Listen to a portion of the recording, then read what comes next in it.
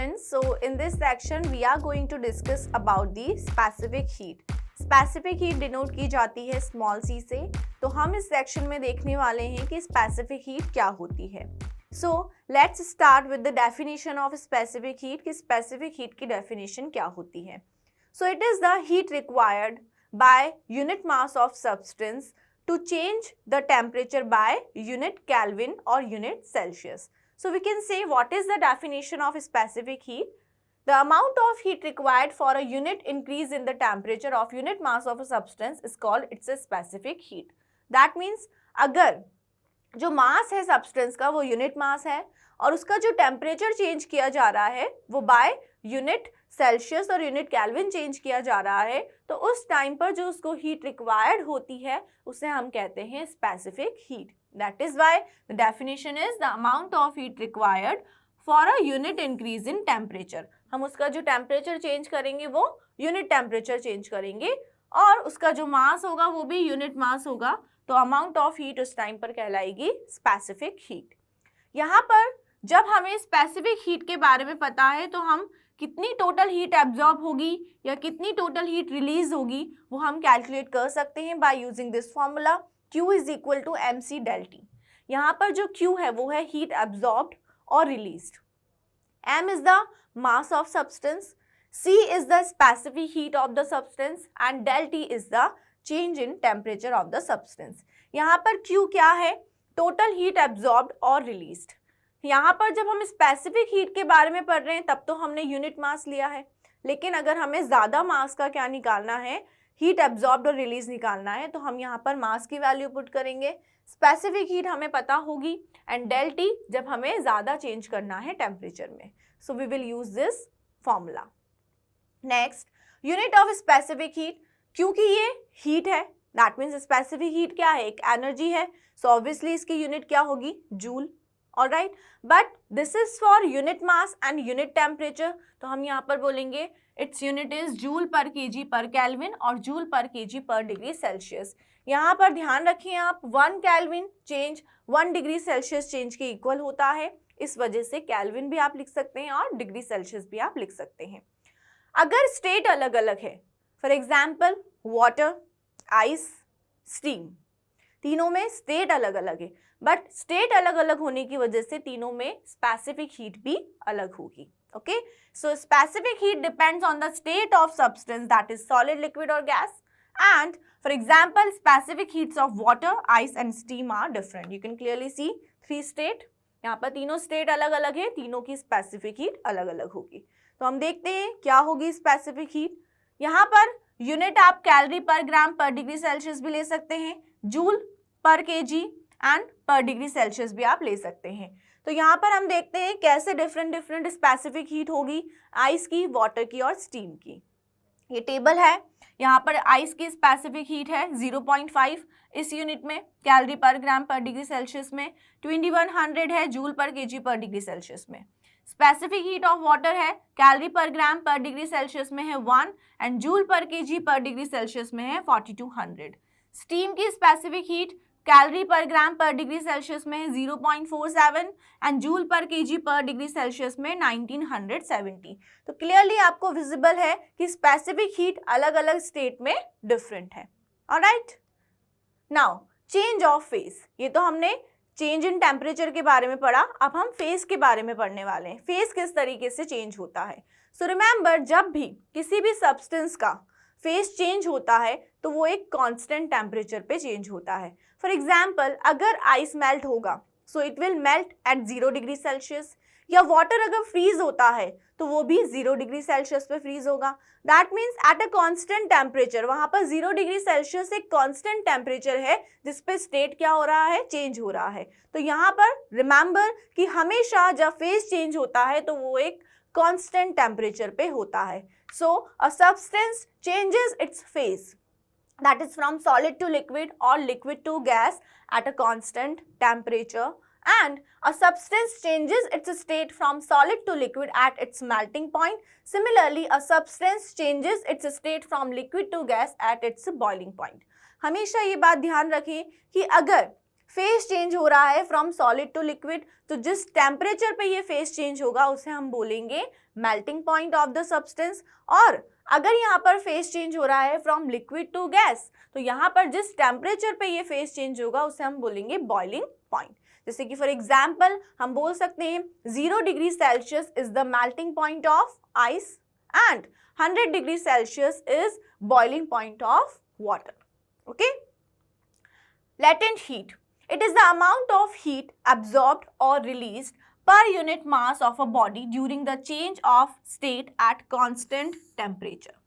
अभी हमने स्टडी किया है कि जब भी फेस चेंज होता है वो हमेशा एक कांस्टेंट टेम्परेचर पे होता है, तो उस टेम्परेचर पे जब फेस चेंज हो रहा होगा obviously it will required heat. जिस हीट की उसे रिक्वायरमेंट होगी उसे कहा जाएगा लेटेंट हीट। तो इसी वजह से इसकी डेफिनेशन है latent heat is the amount of heat absorbed और released per unit mass of a substance per unit mass of a body during the change of state at constant temperature. इसके 2 types होते हैं, latent heat of fusion and latent heat of vaporization. जब हम solid liquid phase की बात करते हैं तो जो हीट रिक्वायर्ड होती है वो कहलाती है latent heat of fusion, and जब हम लिक्विड गैस फेज की बात करते हैं उस टाइम पर जो हीट रिक्वायर्ड होती है वो होती है latent heat of vaporisation. One by one हम डिस्कस करते हैं। Latent heat of fusion, so the heat per unit mass for the solid liquid phase change is called the latent heat of fusion. जैसे कि latent heat of fusion of ice क्या है, यहाँ पर 80 calorie पर ग्राम या फिर जूल पर केजी में 3.36 10⁵ जूल पर KG. Okay, this is the latent heat of ice for fusion. That means for solid liquid phase. Now the next one is latent heat of vaporization. इसका मतलब यहाँ पर कौन सा phase होगा, liquid gas. So here the heat per unit mass for the liquid gas phase change is called the latent heat of vaporization. The latent heat of vaporization of water is 540 calorie पर ग्राम और 2.27 into 10⁶ joule पर KG. जब यहाँ पर water क्या होगा, अपना face क्या करेगा, चेंज करेगा, तो उस टाइम पर उसको जितनी हीट की रिक्वायरमेंट होगी वो कहलाएगी लेटेंट हीट ऑफ वेपराइजेशन, और उसका अमाउंट कितना है, this is the amount of latent heat. Alright, let's move further. Now we have some questions. So first question we have 500 gram of hot water at 60 degrees Celsius is kept in the open air till its temperature falls to 40 degrees Celsius. Calculate the heat energy lost to the surroundings by the water. यहाँ पर हमें heat energy का कितना loss हुआ वो find out करना है। Okay? That means हमें यहाँ पर heat release निकालना है। We know the formula. Q is equal to mc del T. So we will use that formula here. यहाँ पर हमें 4 ऑप्शंस गिवन है, हमें पता करना है कि कौन सा ऑप्शन करेक्ट है। So we will use the formula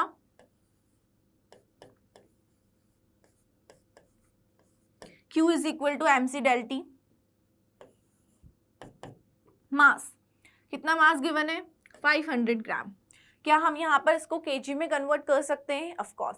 500 divide with 1000, so 500 divide with 1000। C is the specific heat of water. अगर हम स्पेसिफिक हीट की बात करें जूल पर केजी पर डिग्री सेल्सियस में, तो वो होती है 4200। किसके लिए, वाटर के लिए। तो हम यहाँ पर लिखेंगे 4200 into del T, change in temperature. 60 degree Celsius से कितना हो गया, 40 डिग्री सेल्सियस। कितना चेंज आया, 20 डिग्री सेल्सियस का चेंज आया। So we can put here 20।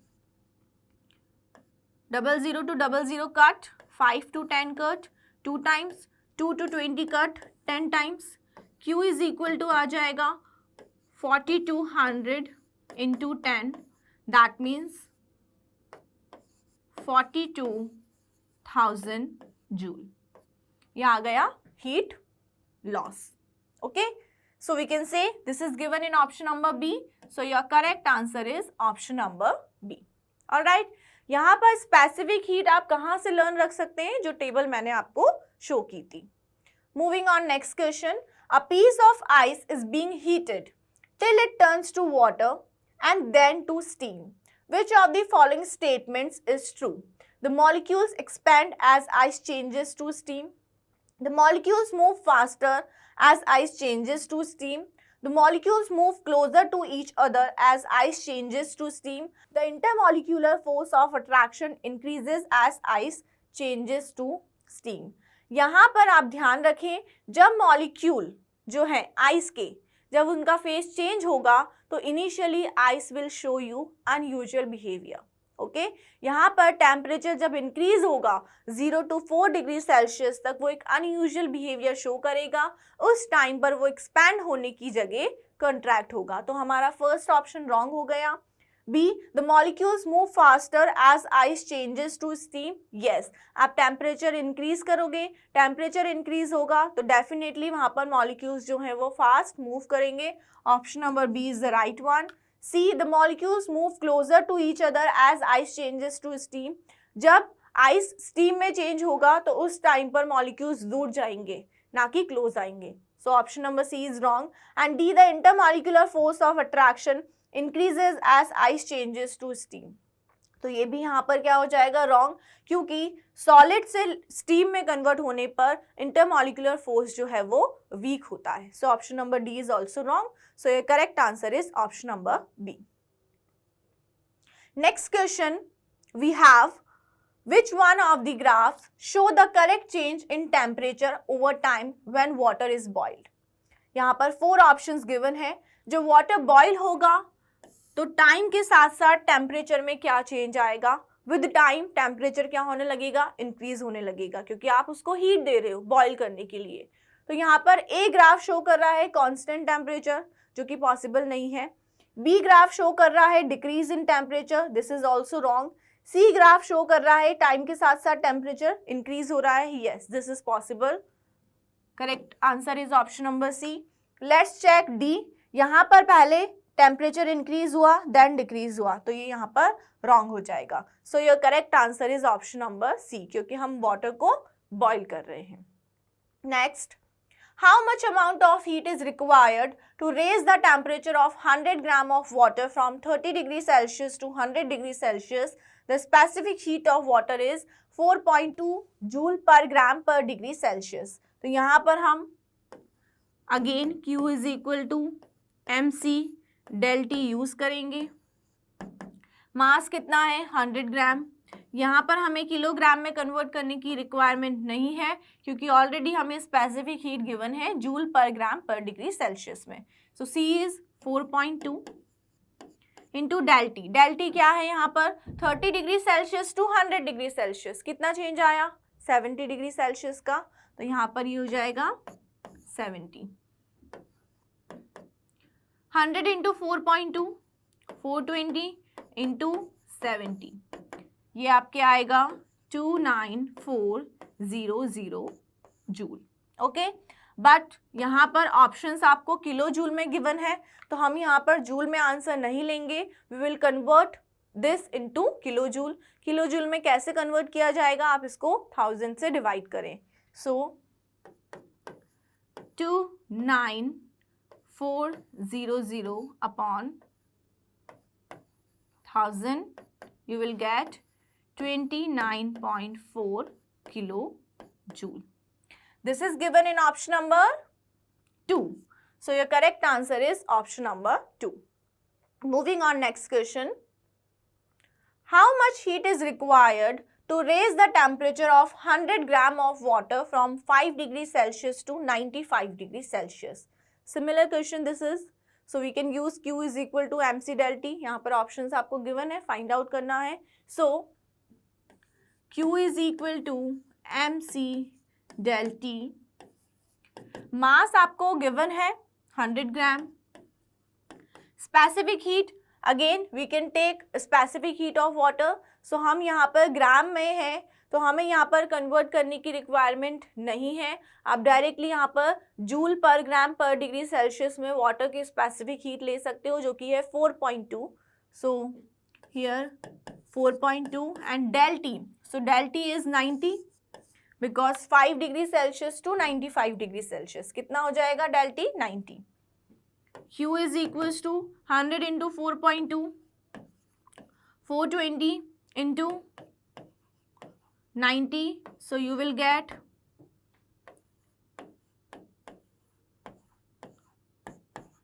37,800 joule. Okay, this is in joule. हमें ऑप्शंस में किलो जूल गिवन है, सो हम 1000 से डिवाइड करेंगे इसको.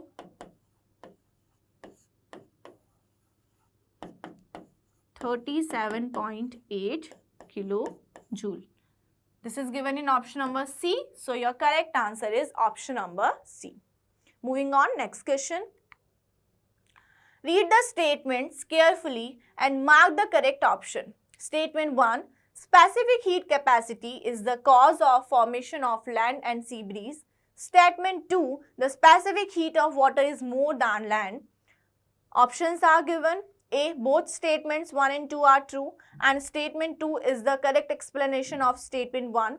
B. Both statements 1 and 2 are true but statement 2 is not the correct explanation of statement 1. C. Statement 1 is true and statement 2 is false. And D. Both statements 1 and 2 are false. So, let's check this statement 1. Specific heat capacity is the cause of formation of land and sea breeze. Yes, this is correct. Why? Because we know that यहाँ पर जो land होती है वो जल्दी hot होती है in comparison to the water जो कि सी सरफेस पे होगा. ओके, सी सरफेस का जो वाटर है वो हॉट होने में टाइम लगाएगा. ओके, लैंड जो है वो जल्दी हॉट हो जाएगी. क्यों? क्योंकि लैंड की जो स्पेसिफिक हीट है वो कम है, वाटर की स्पेसिफिक हीट ज़्यादा है, तो वो कम हीट पे ही हॉट हो जाएगी, उसका टेम्परेचर इंक्रीज हो जाएगा. लैंड जल्दी हॉट होने की वजह से जो लैंड सरफेस होता है उसके ऊपर की जो एयर होती है वो वार्म एयर बन जाती है. वार्म एयर राइज अप होती है, इस वजह से लो प्रेशर क्रिएट होता है और विंड मूव करने लगती है from sea to land. And यही प्रोसेस रिपीटेड होता है लेकिन रिवर्स हो जाता है in the night. Okay, so we can say yes, specific heat capacity is the cause of formation of land and sea breeze. Land और sea bridge की formation इस वजह से होती है. Statement 1 is true. Now statement 2 is the specific heat of water is more than land. यहाँ पर क्या स्पेसिफिक हीट जो होती है वाटर की वो ज़्यादा होती है लैंड के कंपैरिजन में? यस, तभी तो जो सरफेस वाटर है वो इतनी जल्दी टेम्परेचर इंक्रीज नहीं कर पा रहा जितना जल्दी किसका हुआ? लैंड का. दैट मीन्स स्पेसिफिक हीट जो है वाटर की वो ज़्यादा है. तो यहाँ से ये पता चल रहा है कि स्टेटमेंट 1 और स्टेटमेंट 2 दोनों ही करेक्ट है. और ये भी क्लियर है कि स्टेटमेंट 2 एक्सप्लेन कर रहा है स्टेटमेंट 1 को. That means both statements 1 and 2 are true and statement 2 is the correct explanation of statement 1. That means option number A is right.